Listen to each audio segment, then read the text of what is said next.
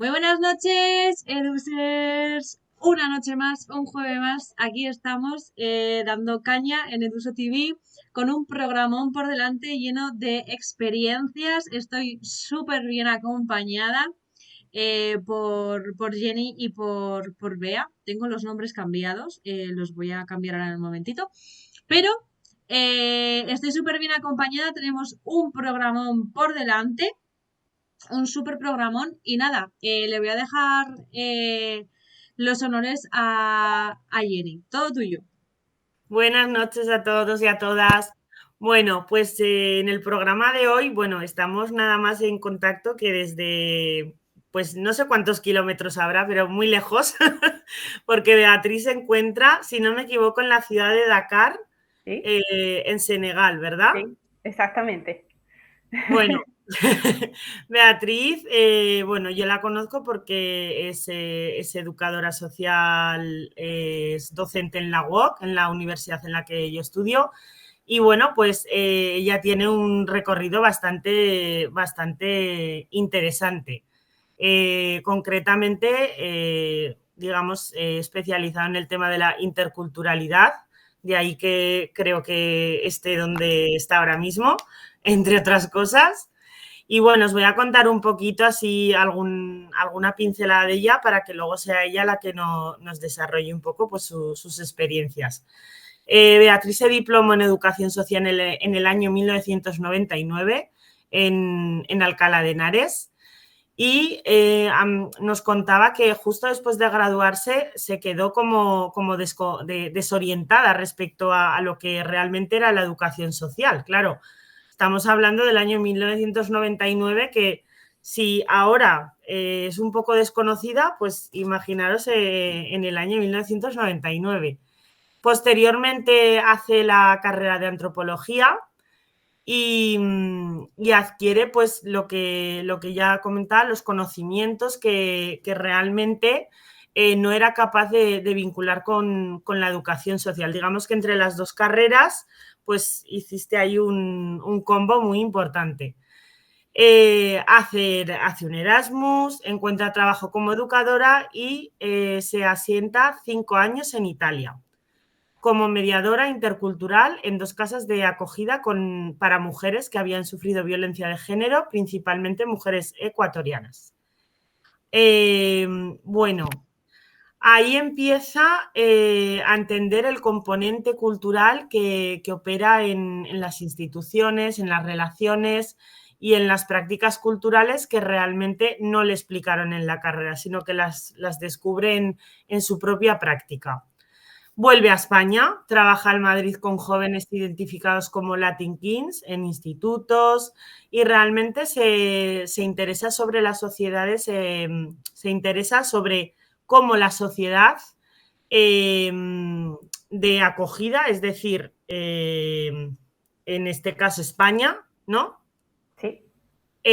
A través de las escuelas, los centros de días, entienden la diversidad o no la entienden. En este Buena puntualización. ¿La entienden o no la entienden? Luego, después de esto, consigue una beca, se va a Barcelona, estudia un máster de investigación etnográfica para la intervención social y ahí es donde hace clic. Sí, señora. Su trabajo en el máster le revela lo que ella llama las tramas institucionales, que en este caso lo centran las investigaciones en las escuelas, donde producen dinámicas de inclusión y expulsión o exclusión. Exclusión, expulsión, ambas, sí. Ambas, vale, de poblaciones autóctonas y extranjeras. La contratan para trabajar en la UOC en 3 asignaturas del grado de educación social, donde realmente se trabaja esta perspectiva, que en este caso son la asignatura de diversidad, etnografía y la otra. Historias de vida, algún año la he Historias de vida. impartido. Se me había. Y bueno, y realmente ella lo que nos transmite es que lo que quiere es dar a los futuros educadores herramientas teóricas y metodológicas para entender esas tramas culturales que que a veces no comprendemos, no comprendemos, sin más.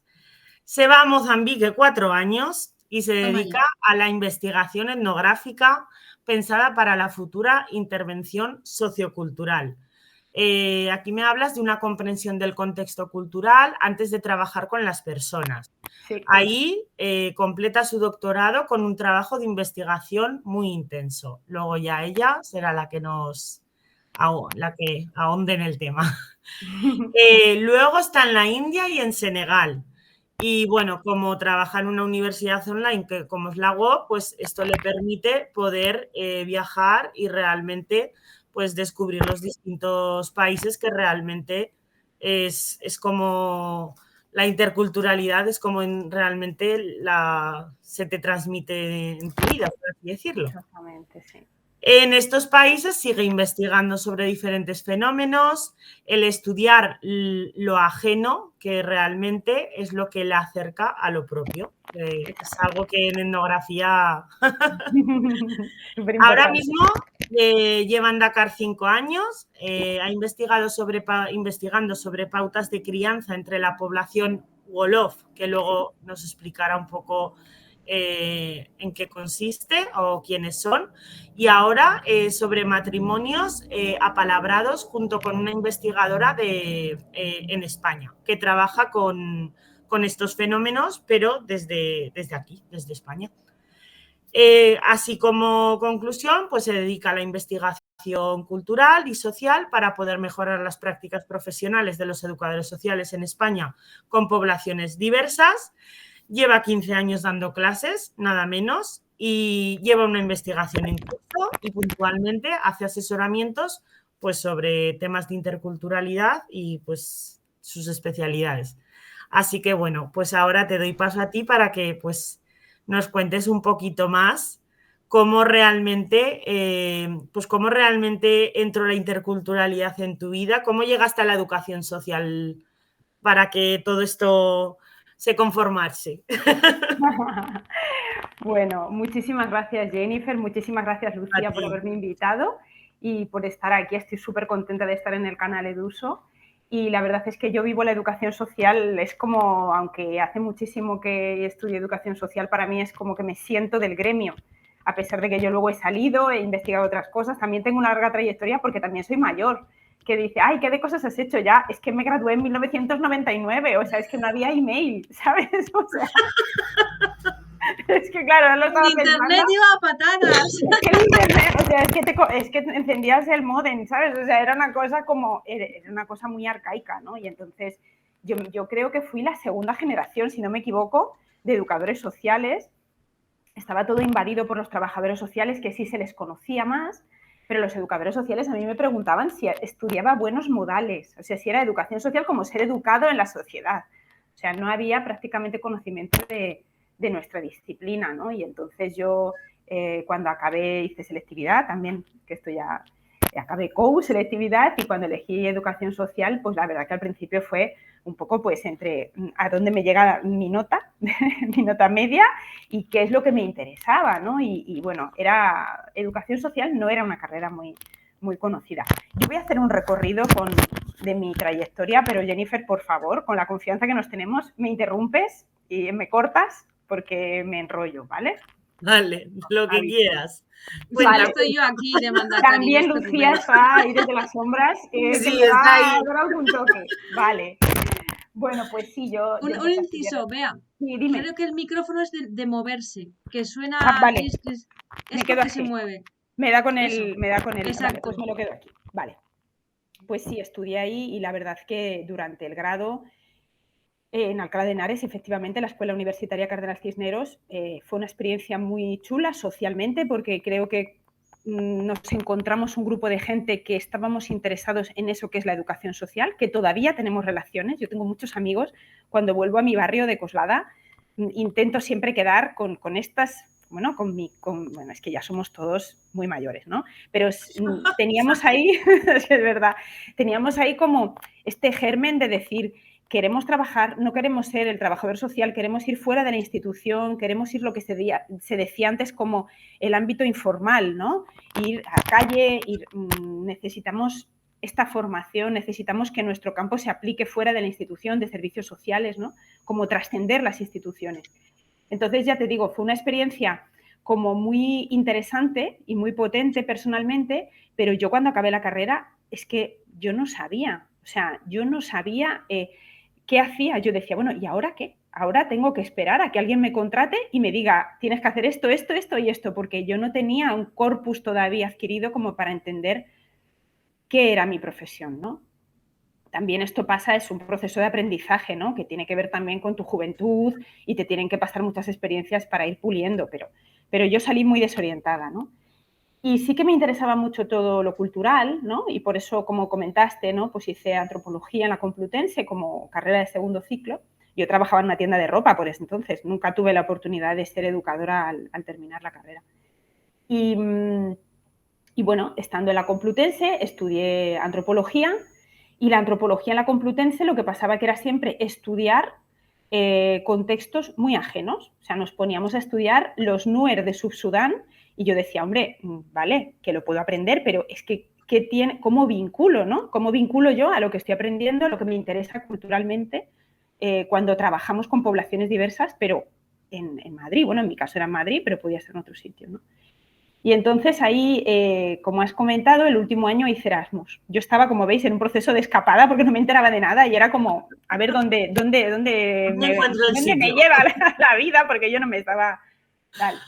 Entonces, ahí empecé a trabajar en una casa de acogida con mujeres que habían sufrido violencia de género. Mi título tuve bastante facilidad para convalidarlo y esto es un tema que me gustaría muchísimo incidir.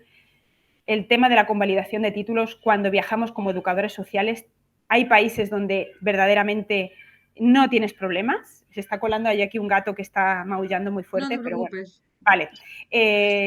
Yo, por ejemplo, en Italia no tuve problemas, pero tengo muchos compañeros que han ido con su título de educación social, que llegan a otros países y hay muchísimos problemas, y aquí es un tema que también el Colegio de Educadores Sociales creo que tendría que un poco poner ahí este asunto, porque es muy importante poder ejercer como educadores en diferentes contextos. Ahí a mí me contrataron teóricamente como mediadora intercultural, pero me ponen a trabajar con población latina, con población ecuatoriana, como tú has dicho, y yo lo que me daba cuenta es que yo no tenía ni idea o sea, ¿qué era lo que yo sabía de Ecuador? Yo sabía castellano, pero no tenía mucha idea es decir, llamaban mediador intercultural a lo que era una mediación lingüística con la gente del servicio. Entonces, bueno, ahí empezando a acompañar, trabajé en diferentes ciudades, pero siempre en casas de acogida, empecé a acompañar y empecé a darme cuenta de algunos aspectos que sucedían con estas mujeres y sus hijos que habían sufrido violencia, y además eran casas de acogida muy particulares cuando trabajé, porque no sé si sabéis que cuando las mujeres sufren violencia de género, también ella y sus familias, ¿no? A veces cuando son aceptadas en casas de acogida son desplazadas, son sacadas de su círculo para evitar pues esta situación de violencia. Entonces eran mujeres que a veces, pues imaginaros, venían de Ecuador, estaban en Nápoles, en el sur de Italia, y de repente ahora las llevaban al norte, a Turín, a Milán, a Génova, para sacarlas de lo que es la red de violencia, ¿no? De su pareja, de la familia, de la pareja y tal y cual. Entonces eran mujeres que estaban completamente desorientadas, ¿no?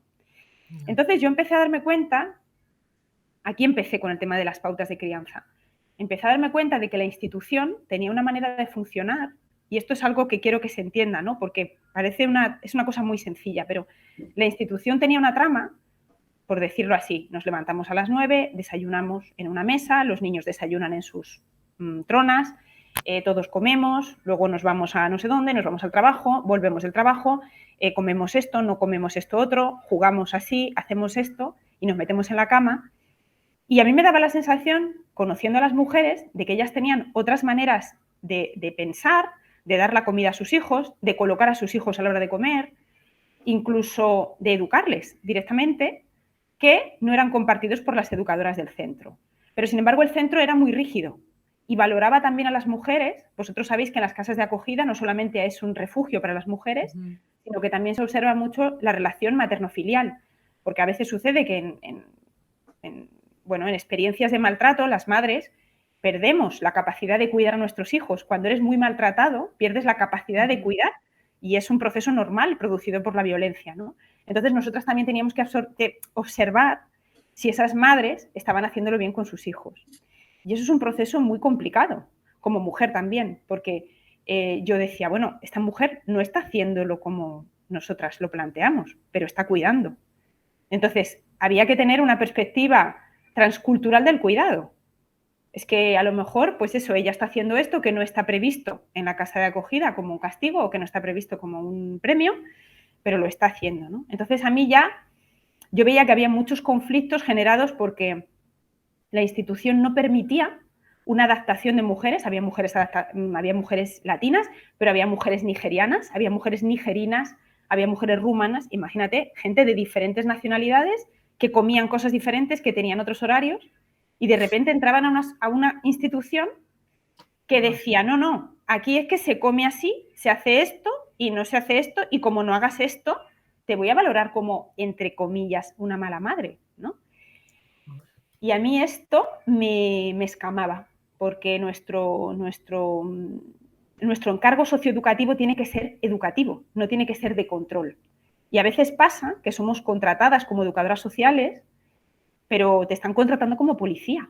Y no solamente con mujeres, pasa con adolescentes, pasa con otros grupos, ¿no? Y acabas tú ahí como la policía del pito diciendo, tú no salgas, tú salga, tú entra, tú cumple el horario. Y dices, bueno, es que eso no es una de nuestras tareas como educadores sociales, ¿no? Entonces yo ahí todavía funcionaba, por decirlo así, como yo era muy todo lo que decía la coordinadora yo lo hacía, yo cuestionaba muy poco, eran las primeras experiencias que yo tenía como educadora, entonces tampoco me sentía como empoderada, por decir así, para decir, no, yo esto no lo voy a hacer así, pero yo sospechaba que nos estábamos perdiendo que había conflictos que simplemente institucionalmente siendo más flexibles se podían saltar. Y que incluso a mí, por ejemplo, me obsesionaba el tema de la comida y como antropóloga es algo que me obsesiona todavía porque la comida es un centro emocional potentísimo y las poblaciones migrantes utilizan la comida como una manera de conectarse y nosotros éramos muy pesados con la comida. No dejábamos a la gente comer lo que quisieran, sino que teníamos que comer todas el mismo menú y era como... A lo mejor no pasaba nada porque cada una cocine a su hijo y a ellas mismas lo que quieran y le den la comida en la mano, en la boca, y no utilicen un tenedor, ¿vale? Pero quiero decir honestamente que yo en esta etapa no, simplemente me saltaban cosas, pero yo no estaba todavía madura como para enfrentar a mi coordinadora y decir, oye, esto no lo vamos a hacer así. Y esto fue un proceso que duró. Entonces, cuando yo me fui de Italia, volví a Madrid y empecé a trabajar con estos jóvenes que sus profesores del instituto los estaban un poco en base a una especie de tabla, ¿no? Estaban empezando a decir, estos son Latin Kings, ¿no? Estaban identificando, así de una manera muy tic, tic, tic, los estaban ya identificando, viste así, hace esto, hace no sé qué, ¿no? Y entonces yo me acuerdo muchísimo, trabajé muy poco tiempo ahí, pero me acuerdo una vez que visité a una familia, porque además a mí me hacía mucha gracia, nosotros como educadores teníamos un horario tipo de 9 a 3:30, algo así, que a nosotros nos venía muy bien, pero los adolescentes a esas horas en verano no había ni uno. O sea, imagínate con lo que se duerme de adolescente, que yo me acuerdo que era una marmota, teníamos un centro abierto ahí cerca de Quintana, en el barrio cerca de Pueblo Nuevo, y los adolescentes no venían. Y yo decía, ¿no será que a lo mejor nosotros tenemos que abrir el centro más bien tarde-noche? Ah, no, porque los seguros, ¿no? Y es cierto, hay una legislación que tú no puedes tener un centro abierto tal cual, pero no venía nadie. Entonces yo estaba muy frustrada porque digo, bueno, yo trabajo con adolescentes que no vienen. Eran los meses julio, agosto, septiembre y estaban de vacaciones y estaban en su casa durmiendo, ¿no? Y era un programa que simplemente pues, los institutos nos los marcaban, por decir así de alguna manera, y nosotros les teníamos que seguir observando. Entonces, una vez fui a casa de uno y hablé con su madre, ¿no? Y este era un chico que llevaba, igual nos retrotraemos al medievo, o sea, los Latin Kings de mi época, que eran así, rollo, se afeitaban una ceja y era como, ¡ay, madre mía, que se afeita una ceja! Llevaban una gorra, una camiseta, ahí como muy malotes, que ahora ya estaría desactivado, pero en ese momento era una cosa muy novedosa, ¿no? en Barcelona también se estaba trabajando, Carles Feixa, que es un antropólogo que ha trabajado mucho este tema. Y entonces me acuerdo que la mujer me dijo, a mí me pasa una cosa, y es que yo veo que mi hijo, cuando estaba pues no sé si era de Guayaquil, pero bueno, era de una ciudad de Ecuador, dice, mi hijo era tranquilísimo. Y además es que era como un poco el estudioso. Y vestía así, y me enseñaba fotos, y decíamos, ¿qué ha pasado para que este chico, que era pues como un empollón, imaginaros el típico niño bueno de foto de cumpleaños con su pelo normal, tal cual, no sé qué, y de repente en unos meses se ha performatizado totalmente en una persona escuchando una música, haciendo unas cosas que hasta la madre estaba escandalizada de decir, es que yo no me extraña que los profesores os digan algo porque no lo reconozco, ¿no? Y entonces yo ahí empecé a pensar esto, ¿no? ¿Qué es lo que pasa con las poblaciones que vienen? A lo que llamamos sociedades de acogida, pero yo diría mejor sociedades de llegada, porque la acogida es algo que luego se hace o no. No todas las personas son acogidas cuando llegan, ya lo sabemos con todo este tema de todos los cayucos que llegan a Canarias, ¿no? Y yo pensaba eso, ¿no? ¿Qué pasa? Vamos en vez de mirar tanto a la persona que llega, ¿qué es lo que le está ofreciendo la sociedad cuando llega? ¿Qué es lo que se encuentra esa persona aquí para teóricamente integrarse? Nosotros estamos pidiendo esfuerzos de adaptación, de integración, de homogeneización y, sin embargo, ¿qué estamos ofreciendo nosotros? ¿No estaremos ofreciendo instituciones que van un poco a vigilar y castigar en vez de intentar conocer por qué este chico se ha sentido así, que ha tenido que meterse en un grupo que no tiene nada que ver con su película, ¿no?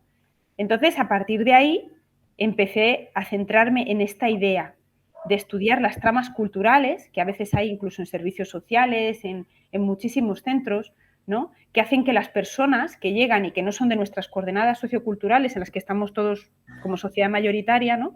¿Cómo pueden percibir esta idea?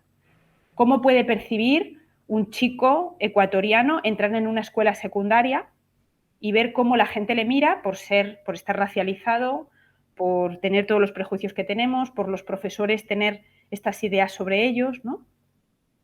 Y entonces ahí fue cuando conseguí una beca de la Fundación La Caixa, que es una beca, yo no sé si existen ya estas becas, pero era una beca salario. Era una beca que te dejan hacer un máster y aparte te dan dinero.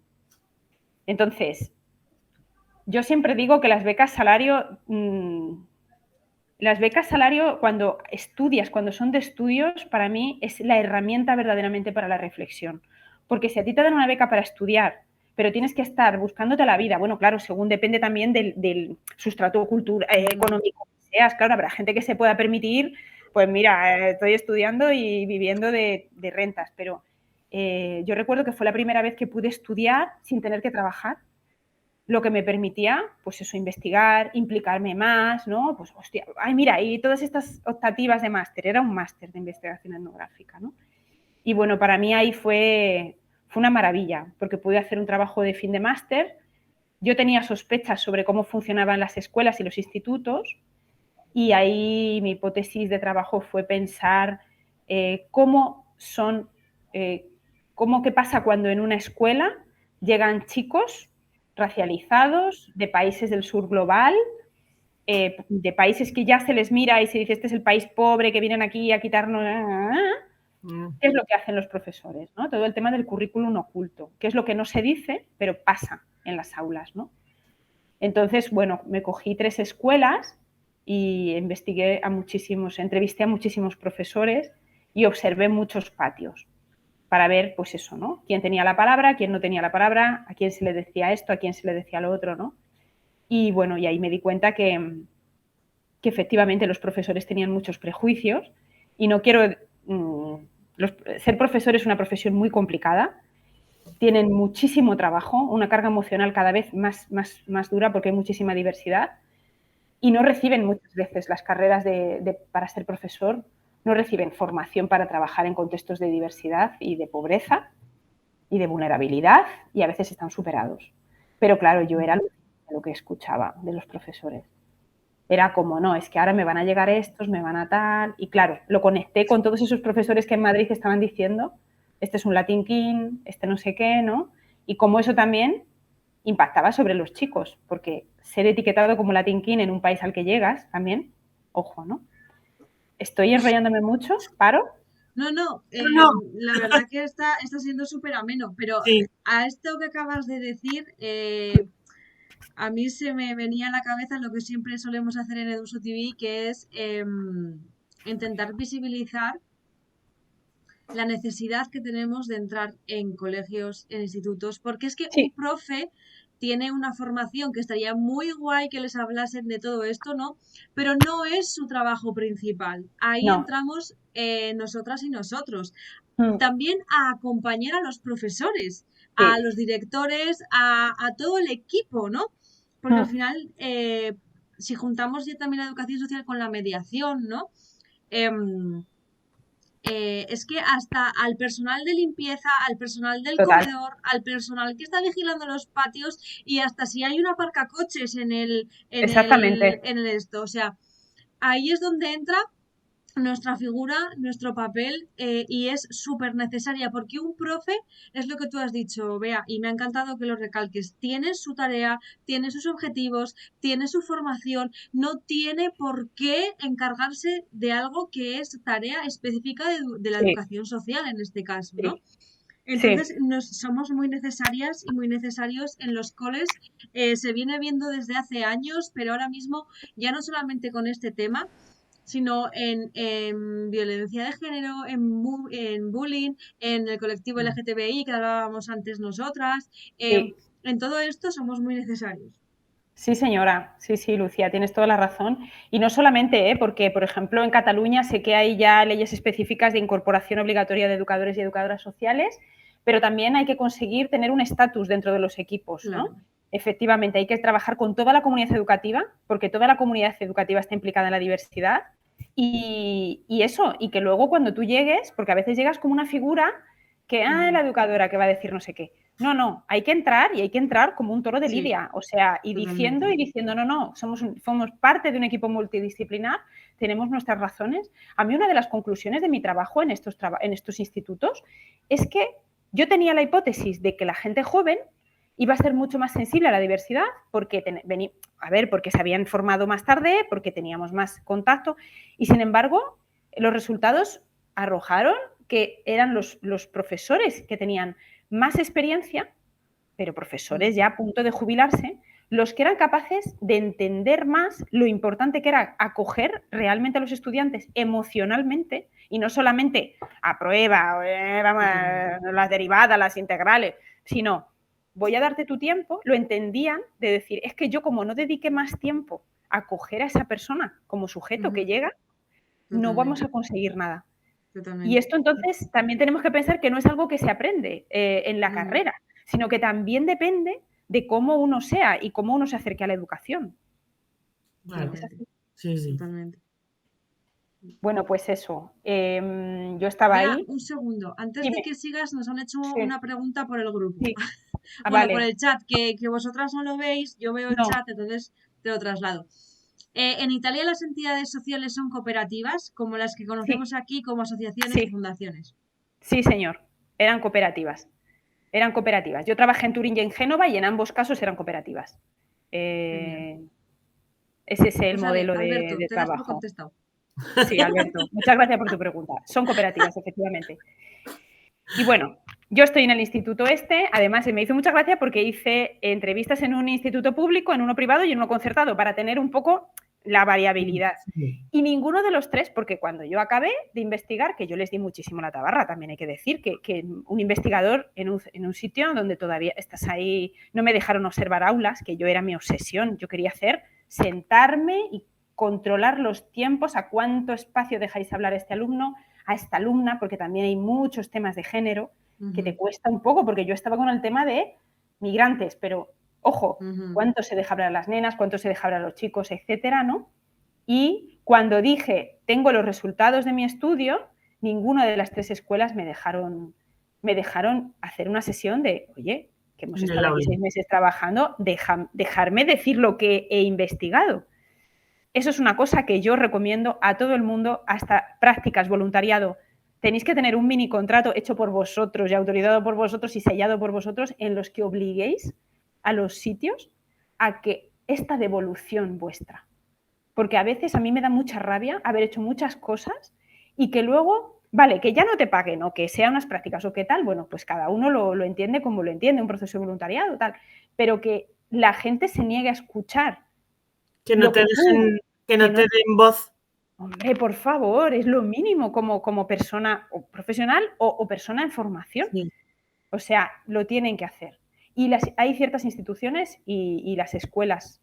Yo veo que los profesores hemos dicho cosas, pero también es verdad que a veces veo que es un gremio a veces muy cerrado y que tienen, a lo mejor es por este estrés o por este tal, tienen se impermeabilizan respecto a cosas porque no quieren ser criticados, porque reciben mucha caña social y a veces les cuesta estas sesiones de oye, mira, he visto que habéis dicho esto. Y además yo tenía todos los datos y me decían, no, yo no he dicho eso. Sí, mira, yo tengo mi trabajo, porque hice una investigación etnográfica, que Jennifer la conoce, que es trabajo de campo, mirar las frases, decir esto ha pasado este día, no con afán de tal, sino porque a veces también los profesores hacen muchas cosas de manera inconsciente. Y a veces tú les tienes que decir, oye, mira, es que en esta situación mira cómo reaccionaste. Y por eso tenemos que tener un trabajo de campo. Bueno, voy acelerando. Ahí en Barcelona, bueno, todo muy bien. Y ahí es donde yo dije, es esto. Yo tengo que investigar las instituciones, las sociedades de acogida. Y, evidentemente, entender cómo nosotros entendemos ciertas cuestiones, el tiempo, el espacio, el éxito escolar, la circulación, el prestigio, todos los contenidos culturales y ver cuando nos estamos dirigiendo a poblaciones diversas, ¿qué se supone? ¿Que son ellos que se tienen que adaptar a nosotros? ¿O será que las instituciones están al servicio de estas poblaciones? ¿No será que son las instituciones las que tienen que abrir brechas, no solamente para introducir profesionales diversos, pero se pide tener a profesionales, fijaros todo lo bien que es tener educadores sociales del pueblo gitano. Yo trabajo, además, en mi equipo, estoy súper contenta porque tenemos en el equipo docente la primera antropóloga del pueblo gitano de Cataluña. Y para mí es un orgullo porque cuando diseñamos actividades que tienen que ver con pueblo gitano, es ella la que dice, es ella la que tiene la sensibilidad, porque es ella lo que lo conoce.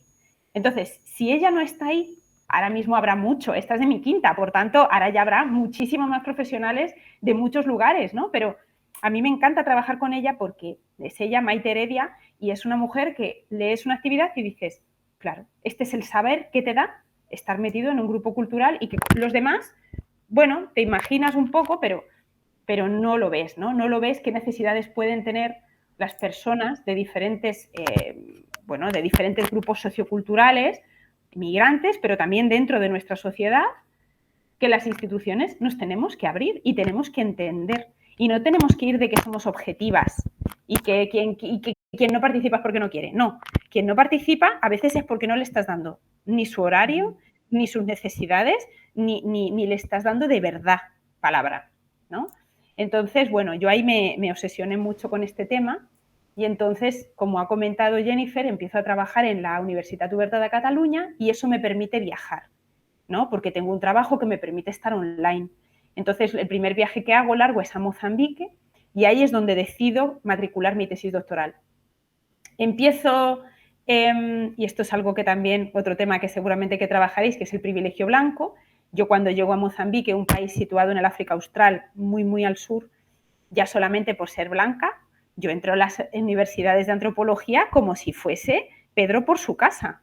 Y a mí, sin pedirme nada, me dicen, así, pues da clases aquí, da unos seminarios tú, sin pedirme ni el título. Imaginaros que llega un mozambicano a la Universidad Complutense y dice, hola a todos, que voy a dar clases de antropología yo. O sea, no sería posible, ¿no? Esto tiene el privilegio blanco. Llegar a los sitios y sí, bueno, tutorizando yo trabajos de máster. Imaginaros, ¿no? Fue una oportunidad, fue un privilegio en los dos sentidos. Privilegio blanco y privilegio de poder aprender qué se hace en otro país, cómo se piensa la antropología, cómo se piensa la salud pública. Y entonces ahí empecé a trabajar decidí al final, después de muchísimas historias que me pasaron, matricular mi tesis en una escuela y ver qué es lo que pasaba con la cultura de la comunidad educativa, que es lo que estábamos planteando ahora.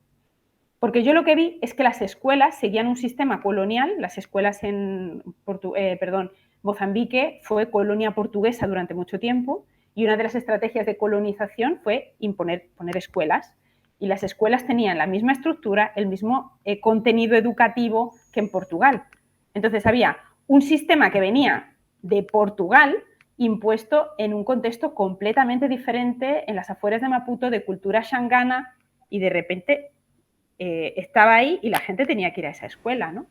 Entonces, ¿qué pasaba con la cultura del entorno, con la cultura escolar, ¿no? Y eso fue yo me volvía loca, o sea, aprendí mucho, sufrí mucho, disfruté mucho, ¿no? Son estas experiencias que te marcan la vida, ¿no? Pero al final, pues, gracias también a ser docente, porque tú puedes hacer investigación, pero claro, tú necesitas también, a mí me encantaba hablar con los alumnos, o sea, porque son gente joven que está estudiando educación social y a quien tú tienes que apoyar en su proceso docente, ¿no? Entonces, tú estás investigando y al mismo tiempo estás teniendo gente que está en terreno y que te está diciendo, oye, que esto está pasando, que los educadores sociales tenemos estas necesidades.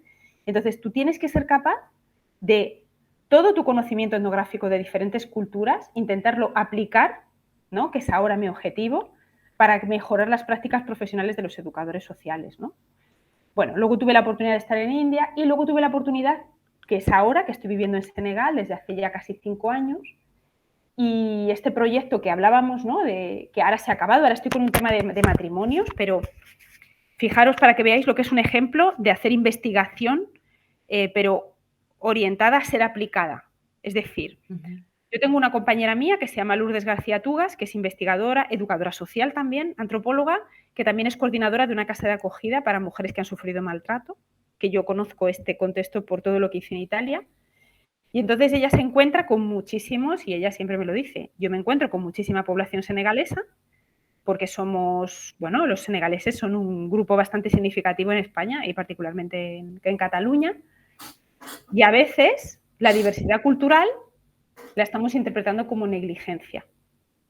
Y vuelvo al tema de que como educadores sociales tenemos que observar a veces a personas que nos van a venir haciendo cosas que podemos decir, ¿esta qué está haciendo? Esta es una mala no sé qué, o tal, o no cuida a sus hijos, o no los atiende, o no les, ¿sabes? Y podemos llegar a firmar informes que sean hiperdeterminantes para esa historia familiar, para incluso custodias, y que se basan en nuestros prejuicios porque no conocemos culturalmente esas poblaciones, ¿no? Ahí me gustaría destacar un documental que vimos si no me equivoco, fue en etnografía, ¿Sí? que se llama Bebés. Sí, señora. Y salen 5, me parece que eran 5 o 4 crianzas, o sea, 4 madres con hijos y, bueno, familias, pero principalmente las madres. Una africana. Sí, era de Botswana, ¿no? Una de Tokio. Otra de Estados Unidos y la otra de Mongolia. Claro, cada una, hablando así, de su padre y de su madre. Exactamente. O sea, había una mujer, bueno, la de África iba la pobre mujer todo el día con el pecho fuera. Sí. Porque era completamente a demanda. O sea, Sí, luego otra tenía que tener al niño todo el día encima porque lo tenía que tener súper controlado y sin embargo la otra lo veías que lo dejaba a su libre albedrío. A su libre albedrío solo con su hermano pequeño. El análisis que realmente nos pedían desde la asignatura era ninguna lo está haciendo mal, sino cada una lo está haciendo en función de su cultura y de su herencia, por así decirlo, pero ninguna lo está haciendo mal, claro, porque había veces pues que era como, había debates pues entre los alumnos, es que fíjate, esta mujer lo deja solo, porque al de Mongolia es verdad que esto nos llamó mucho la atención, cuando era muy bebé lo ataban con una sábana y lo dejaban en la cama, pero no era nada malo, sino que era la seguridad que la madre tenía mientras ella estaba trabajando. Porque claro, si no, ¿qué hacía con el niño? No lo podía llevar cargado.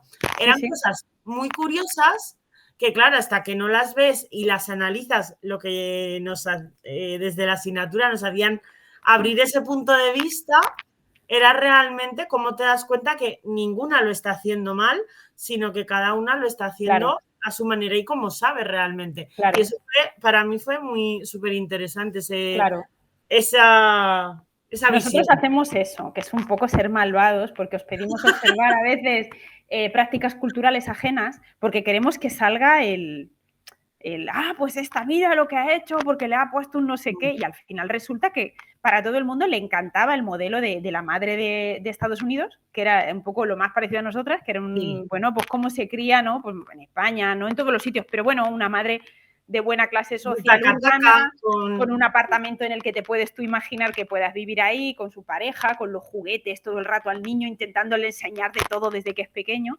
Pero claro, lo que queríamos ver es esta idea de decir qué concepciones hay de los niños. Porque nosotros a lo mejor pensamos que los niños hay que estimularles intelectualmente porque desde que tienen 0 meses ya su cerebro está en formación, y hay gente que les ata porque considera incluso el primer año como una especie de vida post-útero, y que tú le tienes que proporcionar un entorno oscuro, quieto, atado y prieto para que tu hijo como que de alguna manera cumpla con todo su desarrollo intelectual y todo.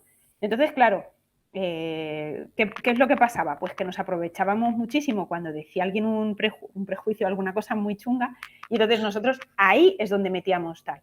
Porque es súper importante afinar la mirada, ¿no? Afinar que es diverso y que es negligente. Hay negligencia, hay y en nuestros contextos también, y hay en otros. Pero es que a veces lo negligente, por ejemplo nosotros, la hiperatención, que se está ahora identificando como negligente, ¿no? Los niños rey y esto que se le da todo, también identificarlo, ¿no? Ser capaces de decir, hombre, pues nosotras hicimos eso, ¿no? Tenemos de hecho un artículo que era, ella me decía, la población Wolof es uno de los grupos étnicos que existen en Senegal y que es un poco el mayoritario, por decir así, o el que tiene más poder, y entonces es, es también una lengua, ¿no? Y entonces hay muchísimos Wolof que están en Dakar, y son las personas que más viajan. Cuando se reciben inmigrantes en España, casi todos son de etnia Wolof. Hay otras, pero son más. Entonces, todas las mujeres de la casa eran Wolof.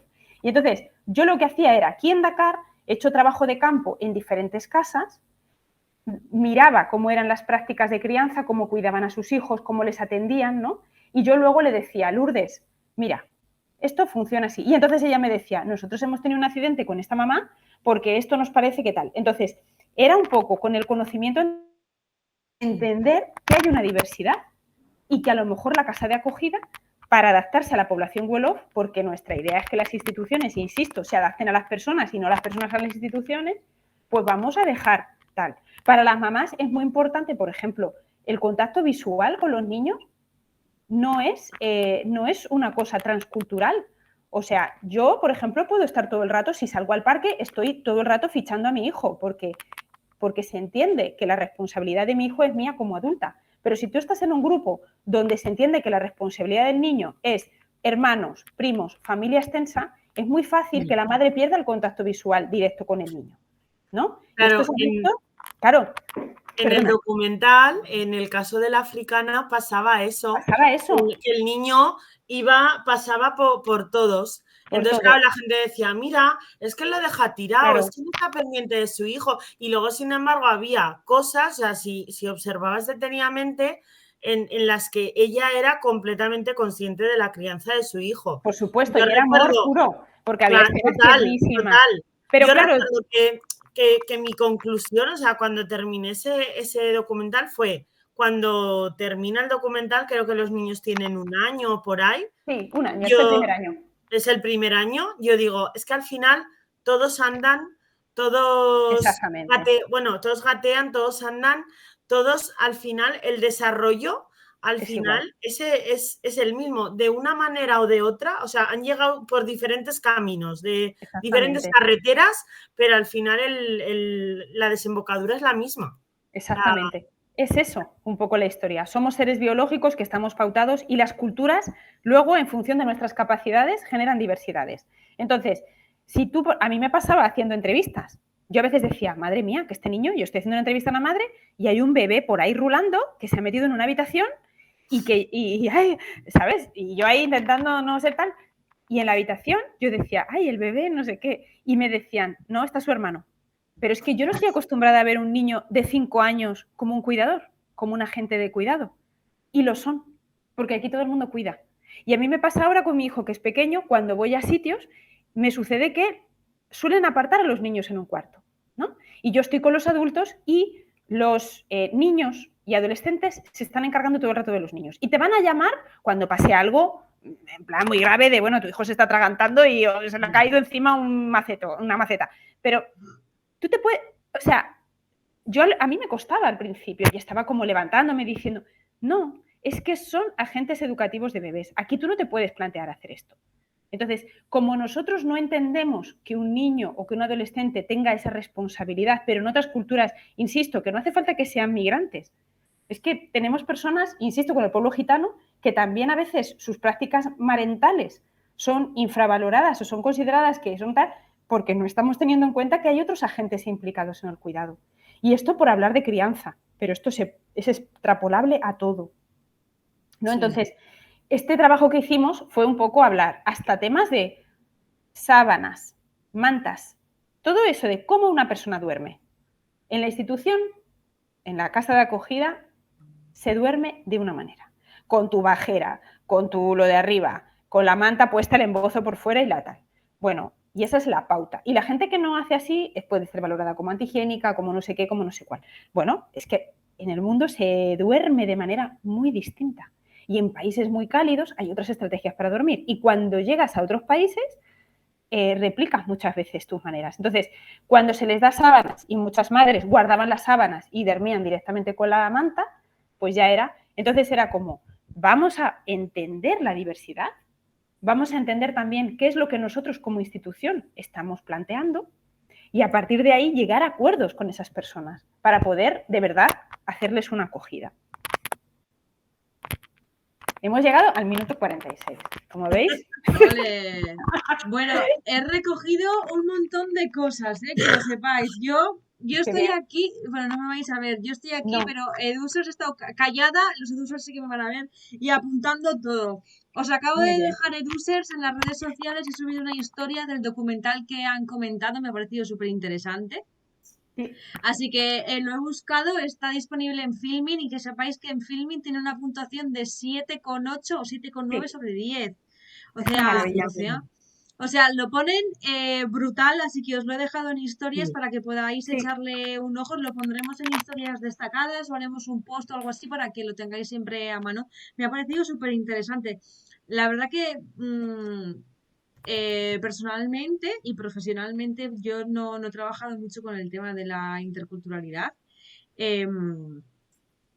Porque mi rama va por otro lado, pero bueno, me ha encantado escucharte. He disfrutado mucho porque en esta sesión, no sé ni cómo llamarlo, en este encuentro tan maravilloso, este programón de Duso TV, me has abierto los ojos a realidades que yo desconocía y yo supuestamente hice interculturalidad en la universidad. Bueno, pues... yo también. Es que he alucinado, o sea, las perspectivas de las que nos has hablado y me ha gustado mucho, mucho, mucho y creo que lo recojo. Muchísimas gracias por compartirlo con todas nosotras y con todos nosotros y con los que lo verán mañana en YouTube o lo escucharán en el podcast, en iVoox. Me ha encantado escucharte cómo decías eso de que había momentos en los que tú veías cosas, ¿no? Pero que no podías comentárselas a tu coordinadora de ese momento, pues porque no te sentías capacitada o porque, por lo que sea, ¿no? Por inseguridad, posiblemente inseguridad personal y profesional. Y es que creo que es algo que pasa. Que nos pasa mucho a las educadoras y a los educadores cuando estamos en las prácticas, por ejemplo, o en nuestros primeros trabajos. Yo que estuve coordinando un grupo de prácticas hace años, es como... yo les decía probar, jugar, hacer lo que os dé la gana y luego venir aquí al despacho y lo pensamos entre todos, ¿no? Pero... creo que desde ahí es de donde hacemos la educación social, de dejar a los nuevos, ¿no? Que venimos, yo todavía me considero nueva y todo, pero bueno, a las nuevas generaciones dejarles probar y me ha gustado mucho cuando has dicho que a los alumnos te gusta escucharles y te gusta compartir con ellos. Y es que yo recuerdo mis clases de la universidad y era como, aquí estoy yo y lo digo porque lo digo. Y la gran mayoría no eran tan siquiera educadores sociales, ¿no? Ya. Me ha gustado mucho, me ha gustado mucho la cercanía desde la que lo has contado, tu experiencia, el cómo has ido creciendo como profesional, el hecho de que te preguntases tantas cosas, que luego has ido contestándolas, pues bueno, al paso de los años, me ha encantado. Muchas gracias. La verdad que sí, Me yo la gustaría... verdad que... Bueno, termina. No, solamente eso. Vosotras ahora sois generaciones que vais a tener jefes o jefas, coordinadoras, que son educadoras sociales. Pero pensar que hemos sido una generación de personas, varias generaciones de personas, que nuestro jefe es que a lo mejor era auxiliar administrativo. Entonces, Exacto. es que era una desorientación horrible porque tú querías ir con un planteamiento socioeducativo, transformador, crítico, y de repente la institución te dice, ¿pero dónde va usted? Entonces, explorar, mirar, estar ahí, luchar, porque de verdad es un campo apasionante. A mí me encanta. Yo me he hecho más antropología y más investigación antropológica, pero me sigo sintiendo muy educadora. Y por eso me encanta que me hayáis invitado. Muchas gracias. Qué guay. Pues yo solo quería hacer así 2 apuntes porque el otro día me sorprendió que, bueno, una integradora social que conozco por otro lado, me comentó que como que en las universidades los profesores no eran educadores sociales y yo le dije, en mi universidad, digo, yo no conozco el resto, yo no estaba en ninguna universidad más, digo, en la UOC, digo, y yo puedo hablar de mi experiencia. Yo creo que todos es requisito, sí. Vale, digo, no sé si todos o el 90 y tantos por ciento, digo, pero a mí todos me han tocado educadores sociales, digo, del primero al último, digo, y creo que eso es de valorar, o sea, porque realmente quién mejor para transmitirte lo que es la educación social que un propio educador social. Exacto. ¿Sabes? Digo, no lo sé si habrá alguna asignatura puntual pues que vaya por otra rama, pero digo, yo por ahora, o sea, y me queda un año de carrera, digo, todos han sido educadores sociales especializados, doctorados, con miles de cosas a su alrededor, digo, pero todos, digo, entonces creo que es algo que se tiene que valorar. O sea, yo lo que, claro, me decía es que yo me eché atrás porque realmente veía que no había educadores sociales dando la formación. Digo, pues bueno, pues yo te puedo hablar de mi experiencia y de que realmente sí hay educadores sociales formando a futuros educadores sociales. Digo, me parece un punto súper importante. Mira, aquí nos están diciendo en la UNED tampoco son todos educadores sociales. Y yo, cuando cuando yo estuve en la universidad, yo estudié en la Universidad de Deusto. Creo que educadores sociales tuve como 2 o 3 durante toda la carrera. Fíjate. 2 o 3. Y era gente joven que la habían reenganchado o que, bueno, incluso no, te diré, 2 o 3, pero algunos de ellos eran como los auxiliares del profesor o la profesora, o sea, de la asignatura o lo que sea. Y es que para mí, el otro día que también estuvimos con Miriam. Miriam Carrasco. Sí, sí, la conozco. Ay, Dios mío, maravillosa.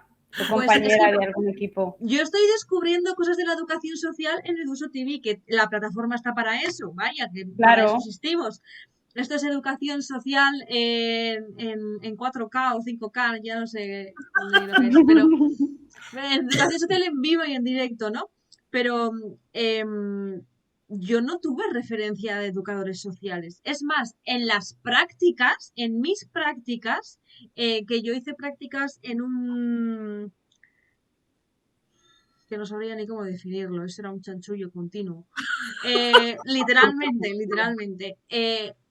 Eran curas de una fundación y la que llevaba todo el proyecto, que se encargaba de hacerlo todo, era animadora no, claro. ni eso, monitora. Monitora. Y he sacado el título antes. Anteriormente era la profe de religión. O sea, es que imaginaros, ¿vale? Imaginaros el percal. Y esa fue mi experiencia, que yo sí que luego tuve unas prácticas muy buenas porque estuve haciendo y deshaciendo lo que o sea, en el sentido de probando, me dejaron testear todo, ¿no? Pero no tuve contacto con la educación social a nivel profesorado. Claro, y es Dios, que si no tienes eso, ¿de qué se hace? Porque a veces, bueno, mi pregunta, ya digo, yo hace mucho tiempo, pero es como, ¿qué me diferencia mi encargo? ¿Qué me diferencia mi trabajo de otra persona? Es que es necesario machacar eso, y eso solamente te lo va a total, explicar una persona que ya ha hecho de educadora, ¿no? Claro. Y eso, ahora reivindicar cuál es nuestro espacio y cuál es nuestra especialidad, porque a veces queremos también mimetizarnos, aunque sea por interés también, ¿no? Porque sabemos que total. otra carrera va a tener mejor. Y claro, lo que no se puede hacer es que tengamos una profesión que haya tanta inseguridad en el trabajo. Yo me acuerdo cuando he trabajado en Madrid, me pasaba que es que cada mes éramos un equipo diferente. Cuando se trata a veces de acompañar a personas que ya han sufrido mucho de ese acompañamiento. Entonces, es una profesión que es apasionante y que necesita, primero, esas características personales tuyas, pero luego también Sí, mucha formación, mucha total. lectura, mucha exploración. Y sobre todo eso, para mí, muy importante, no antes de hacer juicios, hacernos también trabajos como introspectivos sobre cuáles han sido nuestros procesos de socialización, por qué pensamos lo que pensamos, por qué yo cuando miro a un niño le estoy mirando así, por qué tal, ¿no? Porque si no, vamos a ir como pollo sin cabeza y no van a ser intervenciones educativas verdaderamente transformadoras. Y otro aspecto que decías ahora que hablabas, Lucía, de las prácticas, otro aspecto de la UOC es que yo, por ejemplo, ahora me estoy preparando para hacer mis primeras prácticas el semestre que viene. Nosotros tenemos que buscar, yo al no ser de Cataluña, pues me tengo que buscar el centro y bueno, ya lo tengo.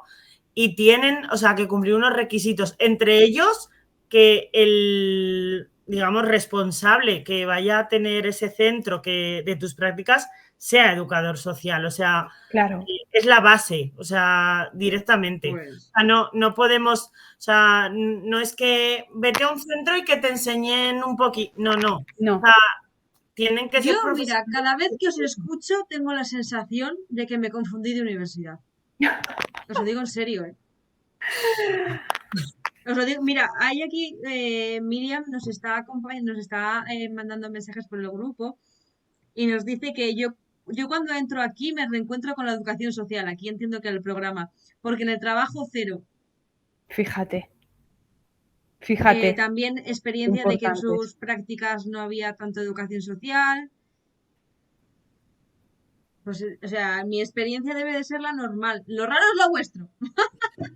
Ya, no, yo también, yo creo que todos hemos estado en sitios que Sí, sí. decías, no puede ser, ¿no? Y es eso, encargos educativos de control, yo ya estaba harta de decir, yo en la casa de acogida a veces me pasaba que me tenían por si las mujeres escapaban por la noche, yo decía, pero bueno, que yo soy de Prosegur, o sea, yo tengo que estar en otro lado, o sea, es que no, y además acabas un poco envileciéndote, porque cuando te dan con... Yo tengo muchas amigas y compañeras que trabajan, por ejemplo, con el colectivo de jóvenes no acompañados, migrantes, ¿no? Y que ellas dicen, yo es que acabo siendo como una especie de policía y no tengo que estar en esto tendría que ser otra persona, ¿no? Y Total. acabas quemado porque te acabas envileciendo, te acabas enfadando con las personas, como ¿cómo te vas a enfadar con una persona a la que tienes que diseñar un proyecto socioeducativo, un itinerario concreto, tienes que negociar? ¿Cómo? O sea, es que también Pero, a veces nos ponen en situaciones que, no sé. exacto. Yo creo que eso es un gran problema para que los educadores y las educadoras nos quememos en el trabajo. Sí, Porque nos tienen como policías. A mí, ya a nivel personal, a mí me ha pasado, ¿no?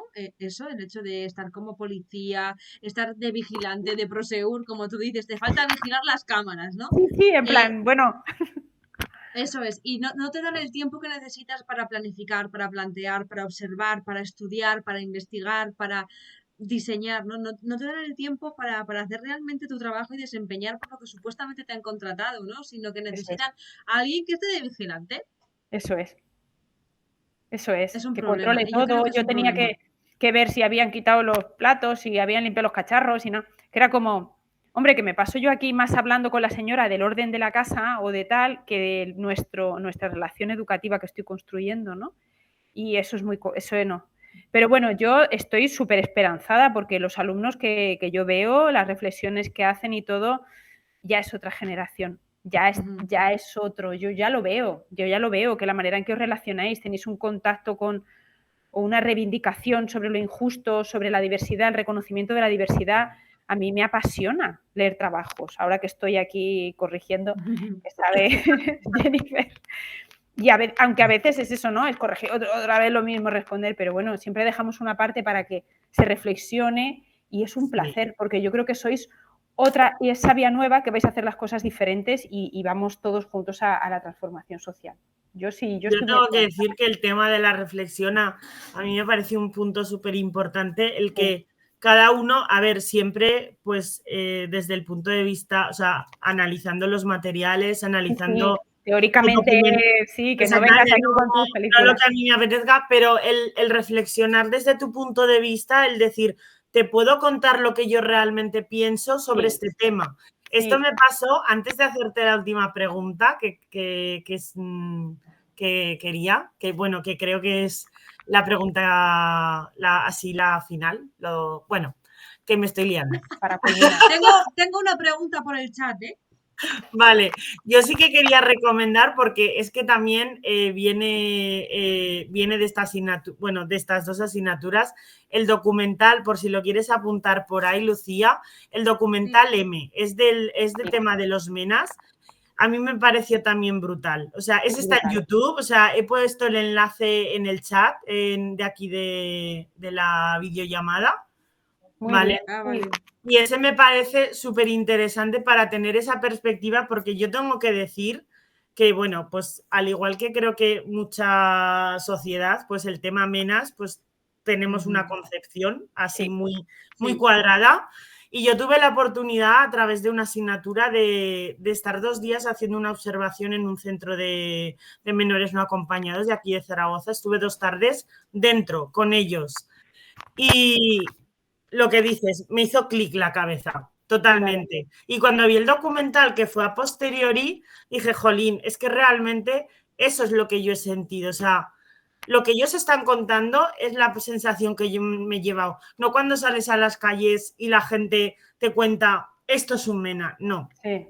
O sea, sí, yo lo veo. Nosotros en todas las asignaturas, como sabe Jennifer, tenemos siempre este primer trabajo introspectivo que yo digo de, a ver, vamos a sacar los prejuicios, decir sinceramente qué os dicen estas imágenes o qué os dicen este documental, qué habéis pensado, ¿no? Vamos a sacar, porque si no lo sacas sinceramente lo que piensas, no lo puedes llevar a lo consciente y no lo puedes transformar. Tú sigues con tu prejuicio, no te lo planteas tal, ¿no? Y de verdad que yo a veces veo trabajos en los que al final te hacen el típico escrito de porque yo los menas, la verdad que es que me daban mucho miedo y tal, porque yo los gitanos, la verdad es que yo no quiero trabajar con gitanos porque qué malos son los gitanos. Que acaban todos como el confesionario, porque realmente a veces, claro, te pasa que dices, a ver, que yo soy educador social, pero yo tengo prejuicios y es como si es que todos tenemos prejuicios. Es que es normal, es que es necesario. Yo lo reconozco. Es una operación mental. Lo historia es tener prejuicios y no reconocer que lo son. Vamos a ver, ¿por qué no tengo prejuicios? Vamos a sacarlos. Yo tengo un problema, ¿vale? Y creo que es un problema como futura educadora social, ¿vale? Ayer fui al sitio donde voy a hacer las prácticas y con el educador social yo lo hablaba. Digo, yo hice un seminario de justicia. Sí. Y yo le dije a los profesores que hicieron el seminario, Janina y su marido, que son, no sé si los conoces, no. Son profesores de justicia y claro, ellos me hablaban, ellos trabajan en la cárcel, ¿vale? Entonces, yo siempre lo he dicho, o sea, me veo en cualquier ámbito menos en la cárcel. ¿Pero por qué? Porque a mí me pone, yo se lo dije así, digo, a mí me pones, digo, claro, dice, yo no me leo los informes, digo, vale, me parece muy bien, digo, pero imagínate, vamos a poner un caso muy mediático, que te ponen a un Miguel Carcaño delante. Ya. Así se lo dije, digo, que de verdad yo como persona, o sea, claro. Es que no sé si podría llegar a transformarme en educadora en ese momento. Digo, entonces yo... Para mí eso, a día de hoy... Bueno, pero eso no son... A ver, es que esos son límites que tú tienes, en plan de decir, claro. Yo estoy con una persona que tal, no creo que haya ahí... No, es que no quiero hacer esa inversión con esta persona. Claro, Por ejemplo, ahora los talleres que hay para maltratadores, muchas compañeras dicen, yo quiero que los recursos, yo quiero trabajar con mujeres que han sufrido maltrato, yo no quiero trabajar con este colectivo, con estas personas, porque no creo que esas personas tengan que llevarse este tipo de recursos. Eso ya también son decisiones informadas de cada una. Y el educador con el que estuve ayer es de recursos, es de jóvenes, ¿vale? De 6 a 25 años, están divididos en distintos. Él me decía, dice, yo he tenido aquí chavales que han cometido un asesinato. Y yo le pregunté directamente, digo, ¿tú crees que esa persona, digo, ahora ya te lo pregunto de tú a tú, puede hacer un clic en su vida y continuar, o sea, digamos, sacar, digo, porque eso tiene, realmente como persona, eso tiene que ser muy traumático, o sea, ya sea, bueno, pues hay muchos casos pero... Y me dijo que sí, que él ha tenido personas que han cometido un asesinato, han hecho clic y han tenido una vida. Y claro, hablo de asesinato porque a mí me parece que es así dentro de la violencia, pues digamos así, lo más cruel.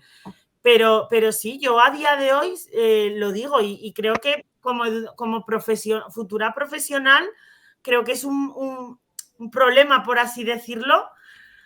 Hombre, tenemos que pensar como educadoras sociales que las instituciones cerradas están orientadas a la rehabilitación y no al castigo. Tenemos que pensar. Es nuestro trabajo. O sea, sí. Entonces, claro, teóricamente... un trabajo muy importante. Ya te digo, con el tema Menas, o sea, fue brutal. Claro. Brutal. Por ejemplo, yo me acuerdo cuando hice el máster en mediación, una de las partes de la mediación era la mediación restaurativa, y se hizo un programa, no sé si seguirá vigente, no sé qué tipo de resultados dio, tal cual, pero se hizo un programa de mediación restaurativa con componentes de ETA y víctimas o familiares de víctimas de ETA, y debió de ser bastante potente. Y por aquí por el chat... Vale, que debió de haber un documental sobre esto de la reparación. Y Alberto nos dice que necesitamos hacer un programa de justicia restaurativa. Pero eso quería aportar yo. Sí, claro. Es que es eso, es que cómo tejemos la convivencia. Es que no podemos decir ahora, no, es que solamente podemos... No, yo también he tenido la oportunidad de hacer las prácticas en cárcel en Soto del Real, y la verdad que, bueno, a mí me tocó un módulo donde todos eran por delitos de salud pública. Y bueno, fue una experiencia brutal, pero tampoco me dejaron hacer de educadora. Yo estaba ahí explicando asignaturas de historia. Entonces, bueno, poco a poco. Sí, yo creo que también la experiencia, pues... ¿Os parece si pasamos a la pregunta final? Venga, la pregunta culmen. Porque... exacto. Dale, es muy sencilla, ¿eh? A ver. Nada, simplemente, así como para finalizar, nos gustaría que nos recomendaras un libro y, si puede ser, una serie o una película, así como, digamos, dentro del ámbito social, que a ti pues, o te haya marcado o consideres que debes recomendar a los futuros educadores sociales o a los educadores sociales en general. Los actuales, ¿vale? Los actuales, aquí de Duso TV, que nos estén viendo o que nos vayan a ver. Vamos a partir de la base de que yo aquí estoy en Senegal y no tengo acceso a series ni a películas, que todo el mundo está todo el día en plan, ¿has visto tal? Digo, no, ni la voy a ver.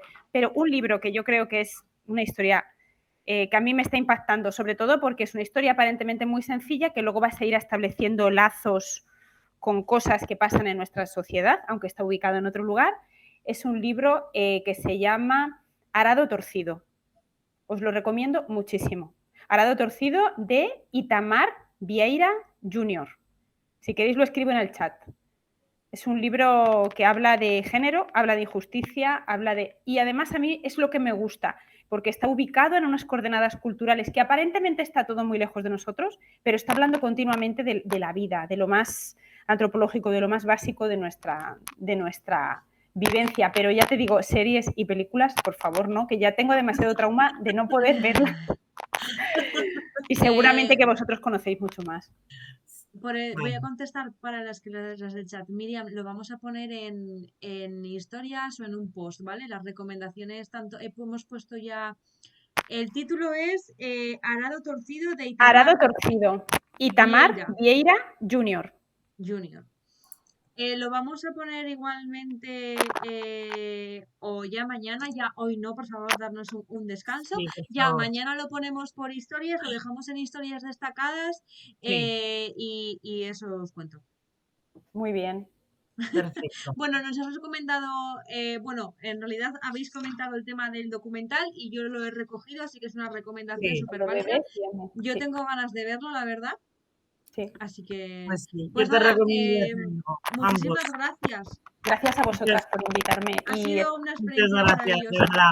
Muchas gracias a vosotras, de verdad, muchísima fuerza y para lo que queráis estoy aquí disponible para vosotras. Muchísimas gracias, Bea. Un beso muy fuerte. Un besazo. Bueno, Adiós. Edusers, muy buenas noches a todas y a todos. Gracias por estar súper activas y activos por el chat esta noche. Gracias por todo el apoyo y el seguimiento que nos estáis dando. Gracias que hemos llegado a los 2000 seguidores en Instagram, que nos hemos dado cuenta hoy y el grupo lo hemos felicitado.